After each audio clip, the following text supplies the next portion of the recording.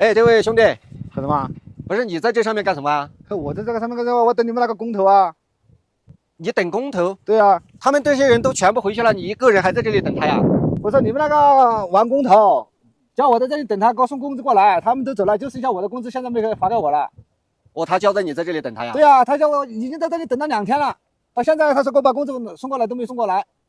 不可能吧？我们这些工资全部发了，他们都回去了呀。不可能，你相信你打电话问他呀？我在这里一直等他，我电话还打不通他那个电话嘞。你打他电话打不通了呀？打不通，还不接我的电话。你在这里干了多久了呀？我在这里干了半年了，开挖机开了半年了。还差你多少钱啊？还差我7、8万呢。7、8万呢？对啊，我现在我老婆天天打电话问我什么时候走，还没回去。行，我给你问一下哈。你打电话你帮我问一下了，你是老板。哎，李管理。哎，老板。你在哪里啊？我在外面。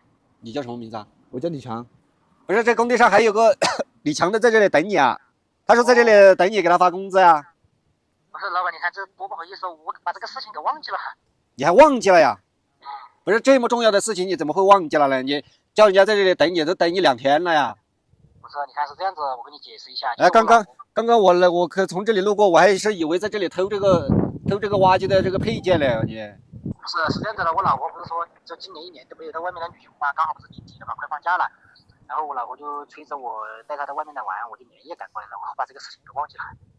你看你出去玩，我不反对你，但是你要给人家这个事情解决清楚啊，是不是？对，老板，你说的是真的不好意思。那你什么时候回来啊？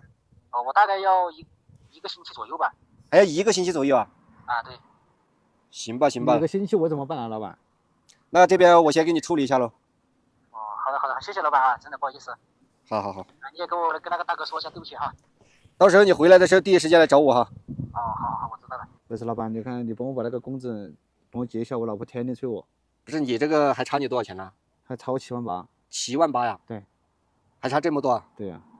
你看我这里我也没带这么多现金啊，我现在我可以给你搞了，到时候呢他回来我再跟他核对。你不说我家里面我老婆天天催回去小孩呀，他们都在家里面要。我总的我现金我这里只有3万块钱现金啊，这样你先拿着3万，剩余的钱你现在你跟我到那个办公室去，我去给你搞清楚。好，那谢谢你老板，谢谢。不用，麻烦了啊。没有，这是应该的。你们干活你看，这个我都有点不好意思是吧？让你在这里等了这么久，我不知道啊，你要早点跟我说啊。